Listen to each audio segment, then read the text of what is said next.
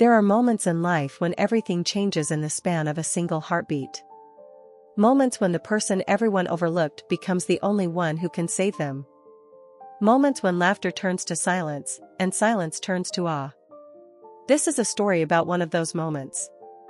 But before I tell you what happened in that community center on a freezing Tuesday afternoon in Detroit, I need you to understand something. The woman at the center of this story had spent her entire life being invisible. She had been told she was too quiet, too nervous, too forgettable to ever matter. She believed it. Everyone believed it. And then a man with a knife and nothing left to lose walked through those doors, and in the chaos that followed, a SWAT commander with 23 years of experience saw something that made him stop breathing. He saw her step forward.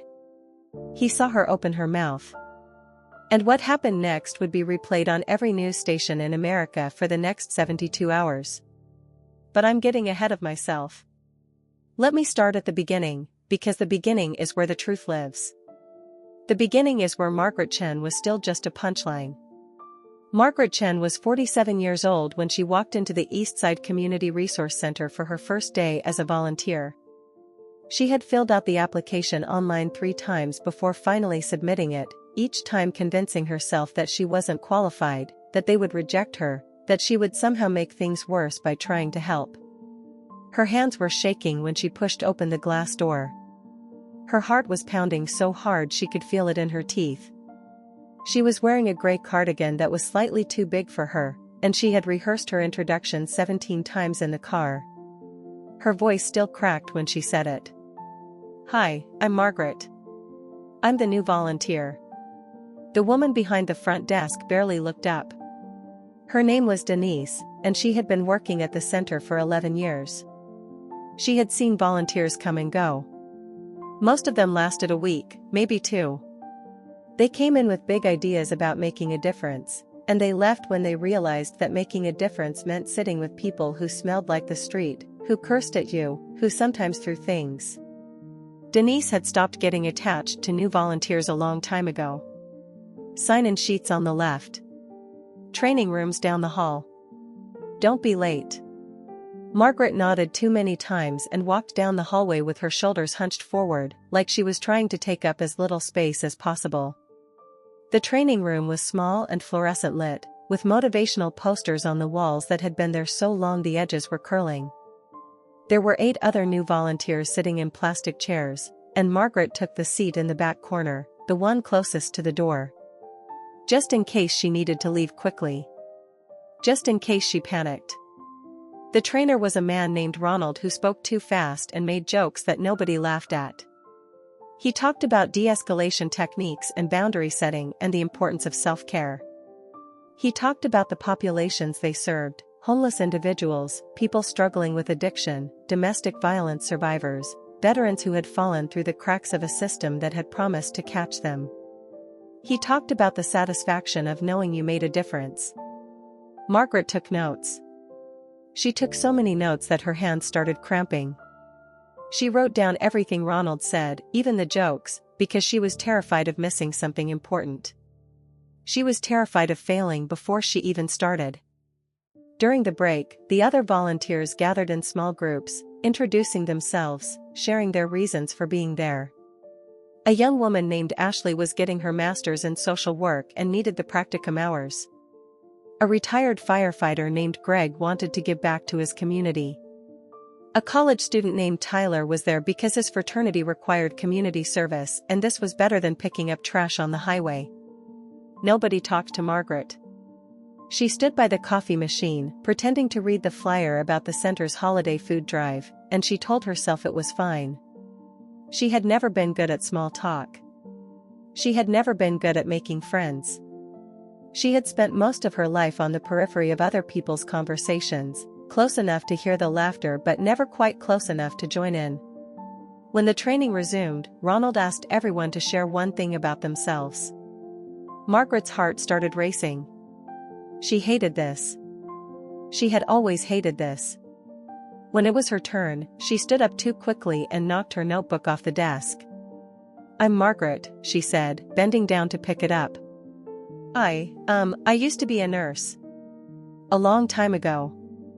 I stopped working when my daughter was born, and she's grown now, and I wanted to do something. Something useful. I'm not very good at. I mean, I get nervous sometimes, but I really want to help. If I can. She sat down before anyone could respond. Her face was burning. She could feel Tyler and Ashley exchanging glances, could almost hear what they were thinking. Great, another nervous wreck who's going to fold the first time someone raises their voice. They weren't wrong to think it.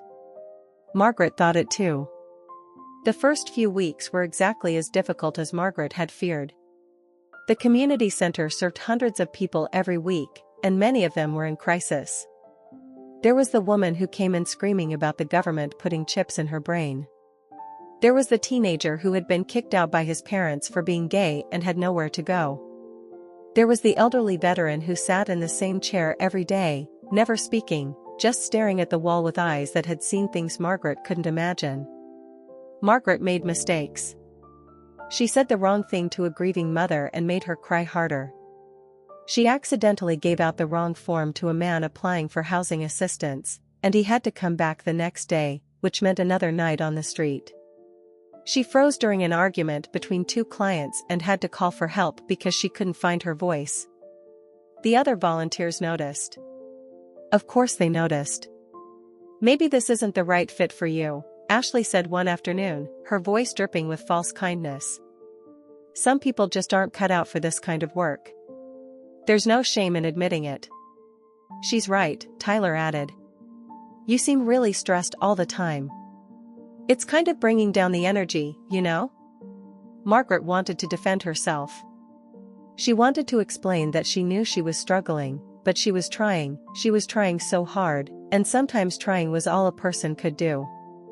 But the words got stuck somewhere between her brain and her mouth, the way they always did, and she just nodded and looked at the floor. She cried in her car that night. She cried for an hour, her forehead pressed against the steering wheel, her breath fogging up the windows. She thought about quitting. She thought about going home and never coming back and spending the rest of her life in the comfortable invisibility she had always known. But she didn't quit. She came back the next day, and the day after that, and the day after that. She wasn't sure why. Maybe it was stubbornness. Maybe it was desperation. Maybe it was the way the elderly veteran had looked at her the previous week, just for a moment, and she had seen something in his eyes that looked almost like recognition.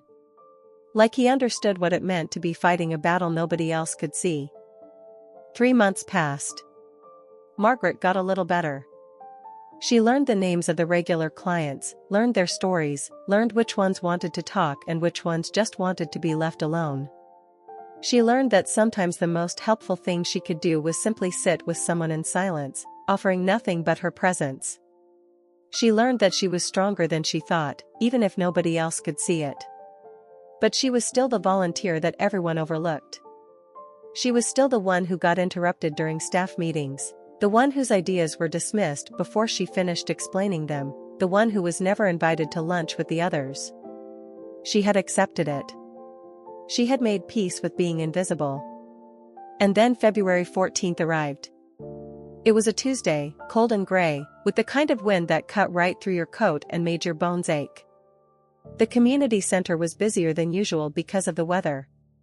When temperatures dropped below freezing, people who normally stayed away came in seeking warmth, and the staff had their hands full.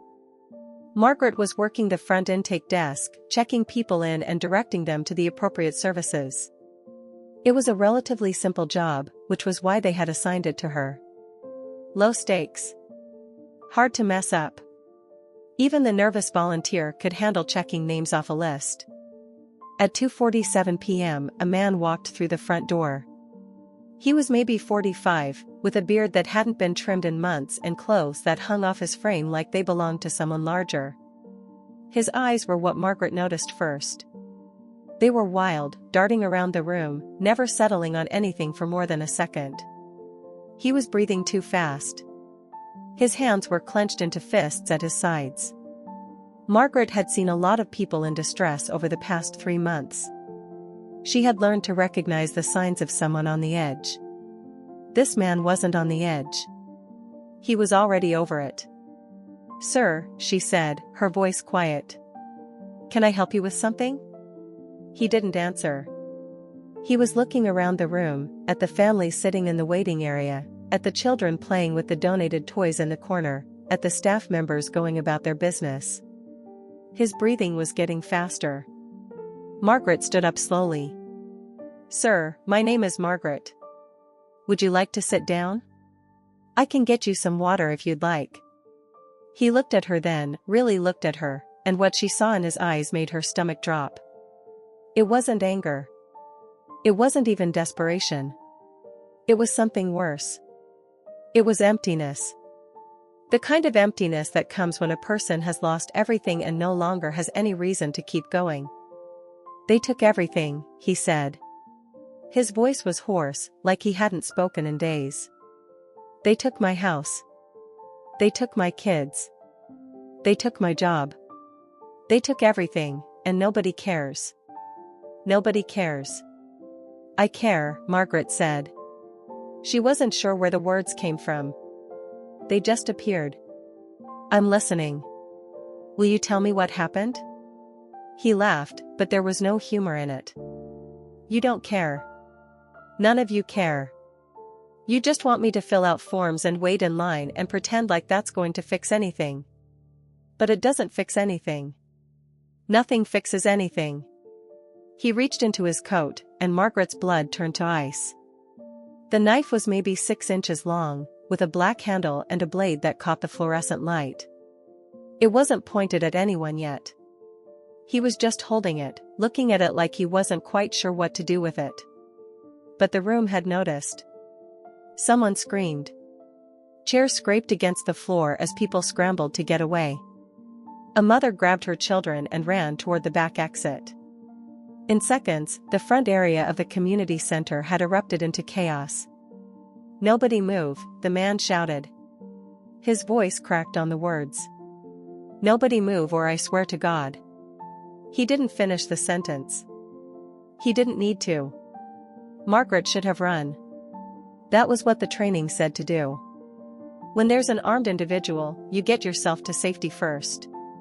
You don't try to be a hero. You let the professionals handle it. But Margaret's feet wouldn't move. She was standing 3 feet away from a man with a knife, and her feet were rooted to the floor like they had grown there. Her heart was pounding so hard she could barely hear anything else. Her hands were shaking. Her whole body was shaking. And then something strange happened. The fear was still there, but it wasn't alone anymore. There was something else rising up beside it, something she hadn't felt in a very long time. It was a memory. A feeling.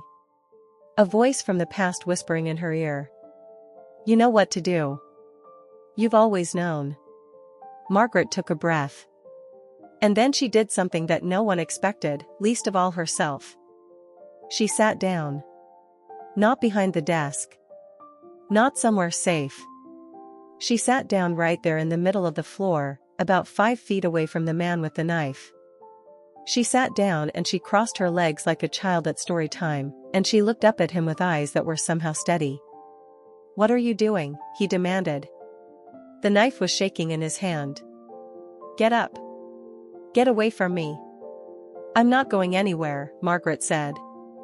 Her voice was quiet, but it carried. "You said nobody cares. I want to prove you wrong. So I'm going to sit here, and I'm going to listen, and you're going to tell me everything. From the beginning. You're crazy.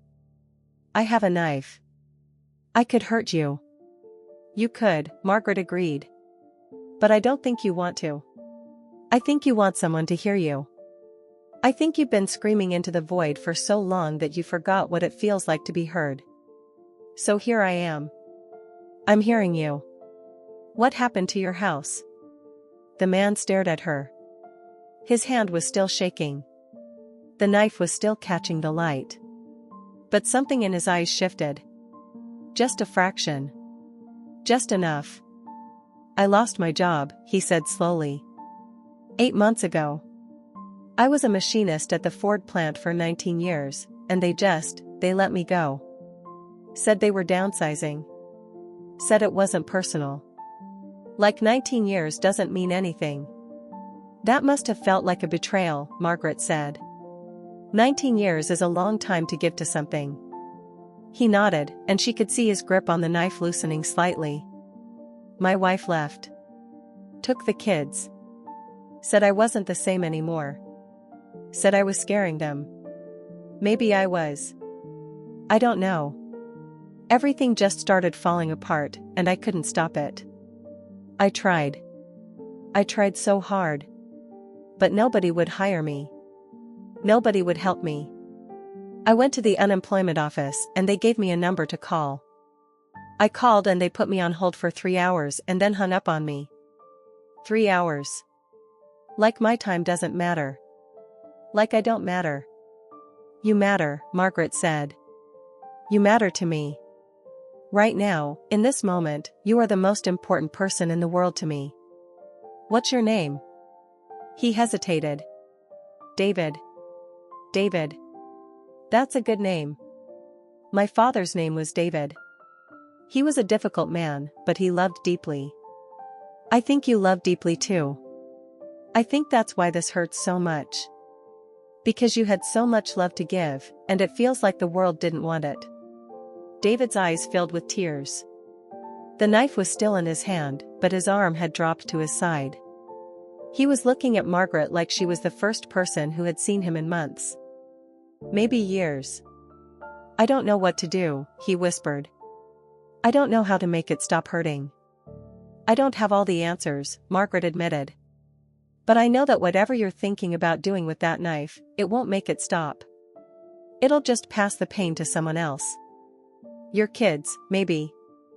They're going to grow up, and they're going to wonder if there was something they could have done. They're going to carry that weight forever. Is that what you want for them? David shook his head.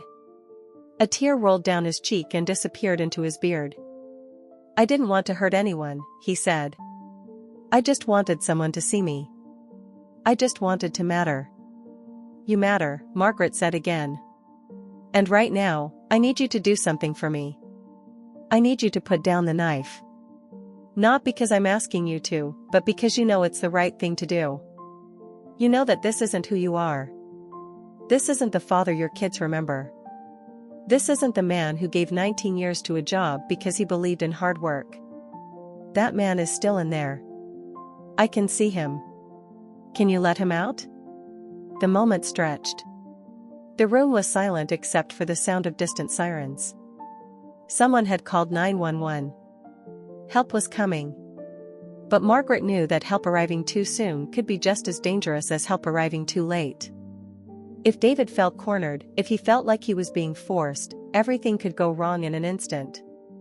Please, Margaret said softly. Let me help you. David looked at the knife in his hand. He looked at Margaret sitting on the floor. He looked at the door where he could see flashing lights reflecting off the glass. And then he set the knife on the ground. Margaret exhaled.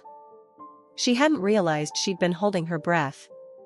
She stood up slowly, carefully, and walked toward David with her hands open and visible. He was crying openly now, his shoulders shaking with sobs. I'm sorry, he kept saying. I'm sorry. I'm so sorry. I know, Margaret said.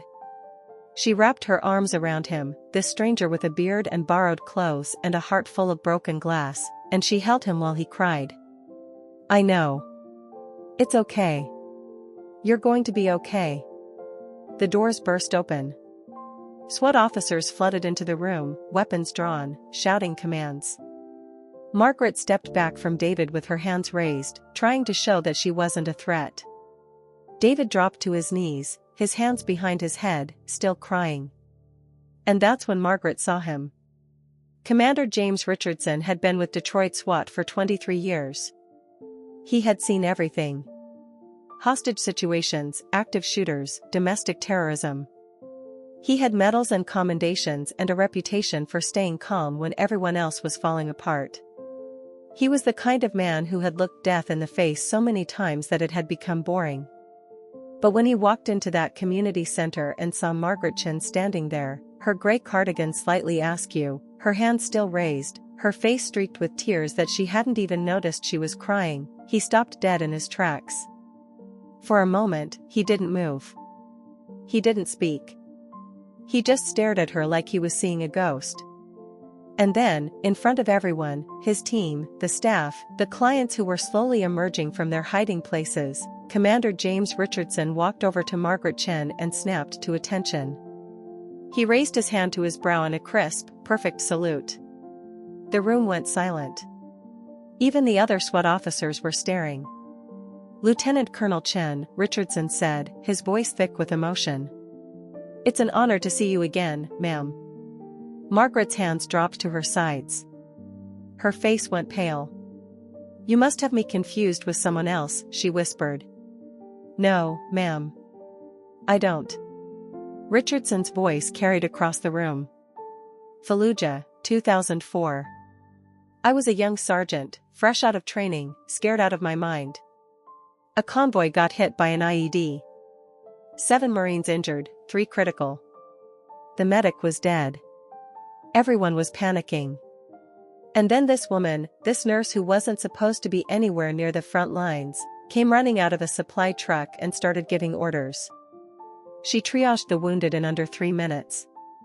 She performed field surgery on a collapsed lung with nothing but a pocket knife and a drinking straw.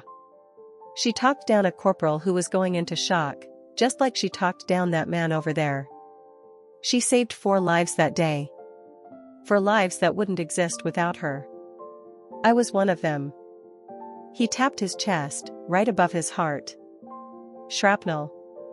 Right here. The doctors at Ramstein said I should have bled out in that convoy. But I didn't, because Lieutenant Colonel Margaret Chen wouldn't let me. She held pressure on my wound for 45 minutes until the helicopter arrived. She talked to me the whole time. She told me about her daughter, about the brownies she was going to bake when she got home, about the book she was reading. She kept me alive with her voice." Margaret was crying now. Really crying, the kind of crying that comes from somewhere deep, somewhere that hasn't been touched in years. "I had a breakdown," she said, so quietly that only Richardson could hear. "After I came home. I couldn't handle it anymore. The faces. The ones I couldn't save. I walked away from everything. I became nobody." Richardson shook his head. "You were never nobody, ma'am.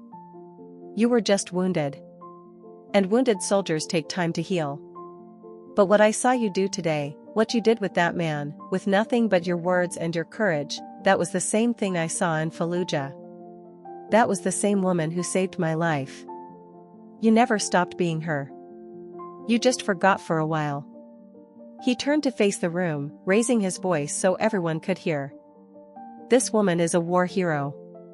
She served 3 tours as a combat nurse, earned a Bronze Star and a Purple Heart, and saved more lives than anyone could count. And today, she saved more. She walked into a situation that trained officers are afraid of, and she did it with nothing but compassion. I don't know what you all thought of her before today, but I'm telling you right now, you were wrong. Whatever you thought, you were wrong." Margaret looked around the room. She saw Denise, who was supposed to have been on break but had stayed to watch, her hand pressed to her mouth. She saw Tyler and Ashley, their faces pale with shock and shame. She saw David being gently led away by officers, but he was looking back at her, mouthing thank you over and over. She saw the elderly veteran she had noticed on her first day, and he was standing at attention too, his hand raised in a salute of his own, tears streaming down his weathered face. For the first time in 20 years, Margaret Chen felt visible. Not invisible. Not overlooked. Not forgotten. Seen. The days that followed were a blur of interviews and phone calls and reporters wanting her story. Margaret said no to most of them. She had never wanted attention. She still didn't. But she agreed to one interview with a local news station, because she wanted to say something important.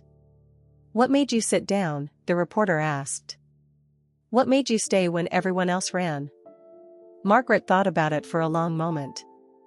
"I spent a lot of years running," she said finally. Running from what I'd seen, from what I'd done, from who I used to be. I convinced myself that I was weak, that I wasn't capable, that I had nothing to offer. And then I saw David, and I recognized something in his eyes.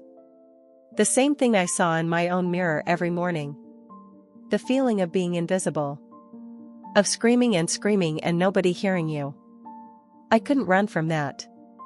I couldn't pretend I didn't see it. So I sat down. Because sometimes the bravest thing you can do is just stay. Just be present with someone in their darkest moment and let them know they're not alone. Do you consider yourself a hero? Margaret shook her head. No. I consider myself lucky. Lucky that I found my way back to who I was supposed to be. Lucky that I got a second chance to matter.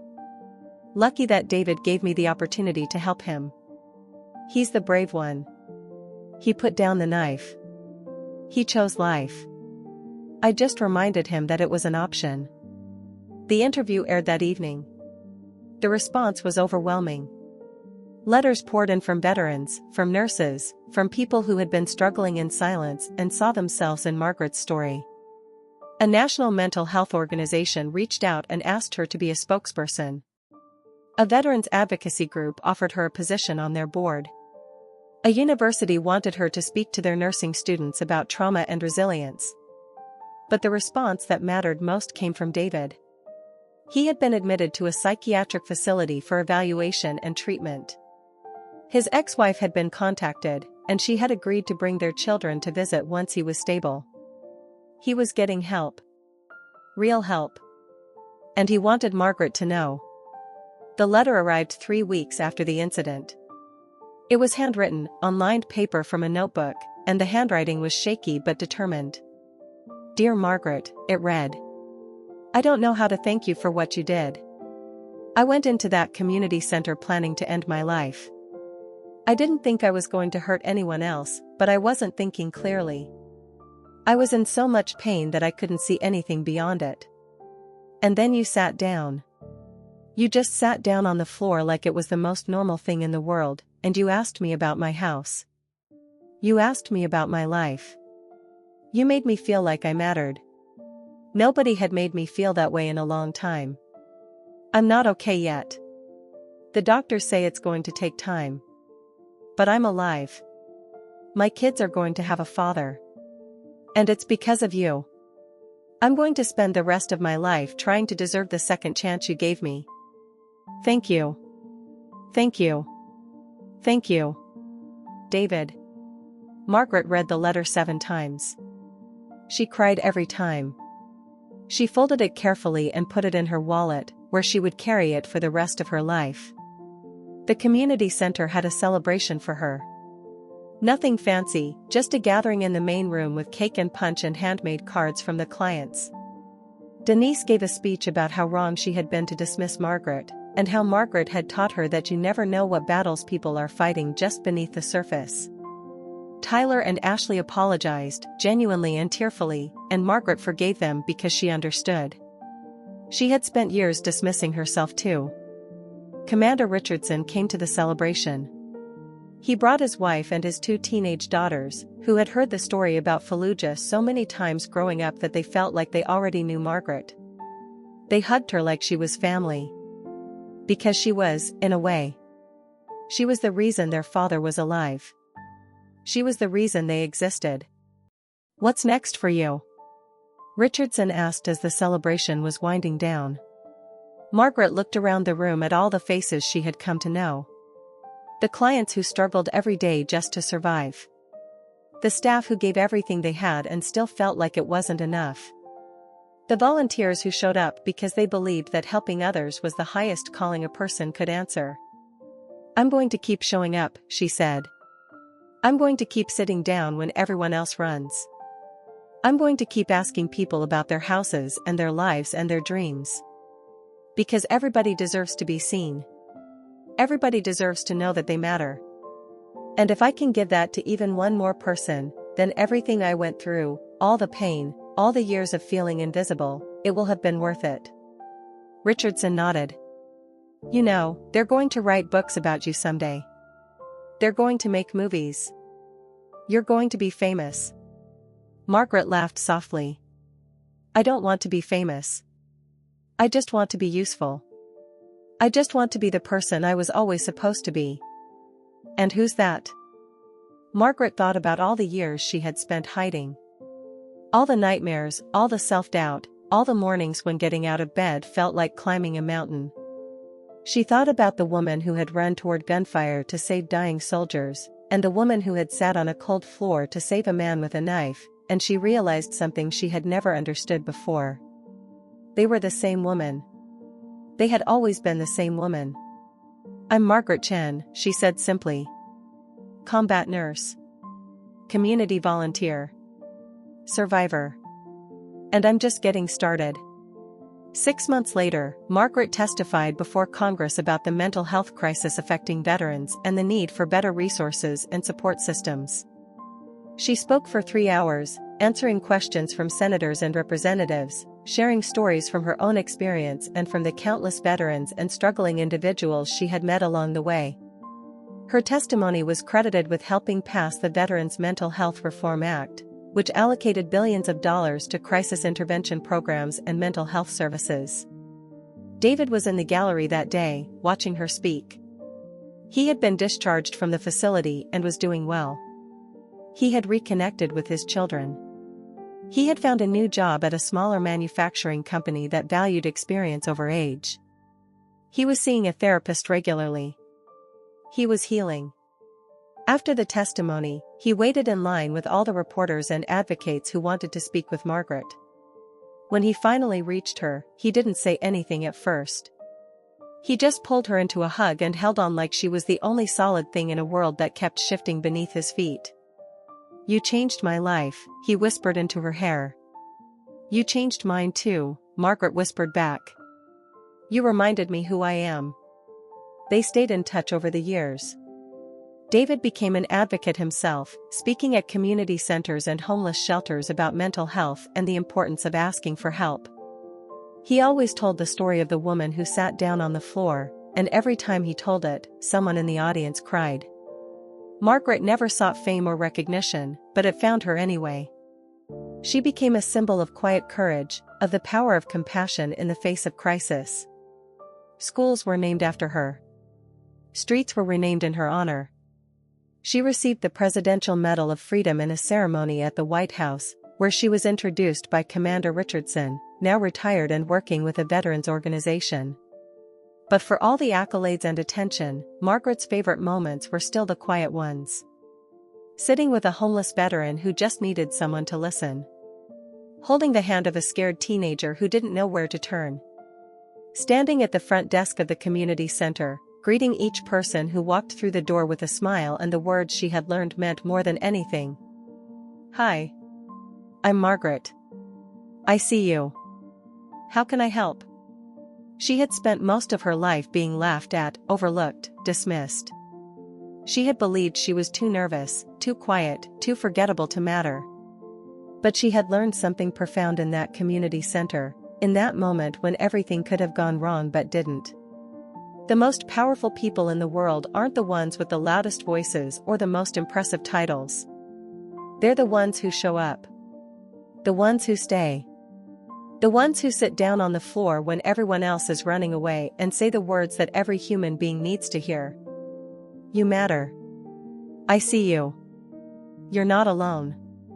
If this story touched something in you, if it reminded you of your own struggles or your own strength, I hope you'll take a moment to share it with someone who needs to hear it.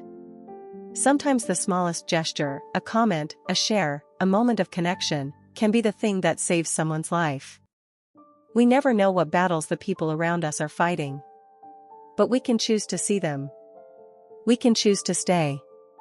And that choice, that simple act of presence and compassion, might just be the most heroic thing any of us ever do. Thank you for being here. Thank you for listening. And if you haven't already, consider joining this community so we can keep sharing stories that matter. Because you matter. I see you. And you're not alone.